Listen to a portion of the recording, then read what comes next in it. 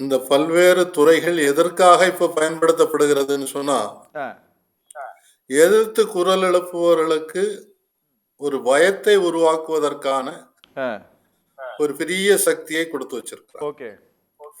இந்த துறைகள் அரசாங்கத்தினுடைய ஆயுதங்களாக இன்னைக்கு ஓ, பயன்படுத்தப்படுகிறது. இப்ப நாம ஏற்கனவே பார்த்திருக்கிறோம்.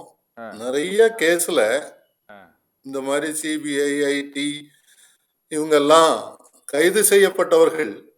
அதுக்கு பிறகு எத்தனை பேருக்கு உண்மையிலேயே தண்டனை கிடைச்சிருக்குதுன்னு சொன்னா ஒரு பதில் கொடுக்கும்போது ஆர்டிஐல என்ன சொல்லியிருக்காங்கன்னா 10% பேருக்கு கூட அந்த குற்றங்கள் நிரூபிக்கப்படவில்லை. அதனால அவங்க எல்லாருக்குமே விடுதலை செய்யப்பட்டிருக்கிறாங்க. ஓகே.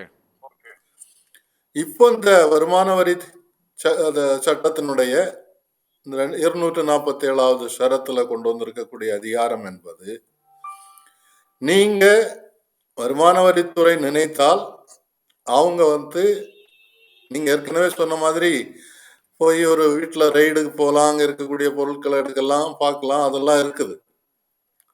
அதுக்கு அப்பாற்பட்டு இன்னைக்கு என்ன கொடுக்குறாங்கன்னு சொன்னா, உங்களுடைய இமெயிலை செக் பண்ணலாம், சோசியல் மீடியாவில் ஃபேஸ்புக்காக இருக்கட்டும், ட்விட்டராக இருக்கட்டும், இதில் எல்லாம் நீங்கள் என்னென்ன பேசுறீங்க அதை செக் பண்ணலாம்.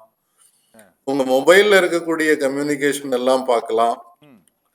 இதை நீங்க கொடுக்கறதுக்கு மறுத்தீங்கன்னு சொன்னா அதை உடைப்பதற்குன்னு ஒரு அதிகாரத்தை கொடுக்குறாங்க. ஓகே.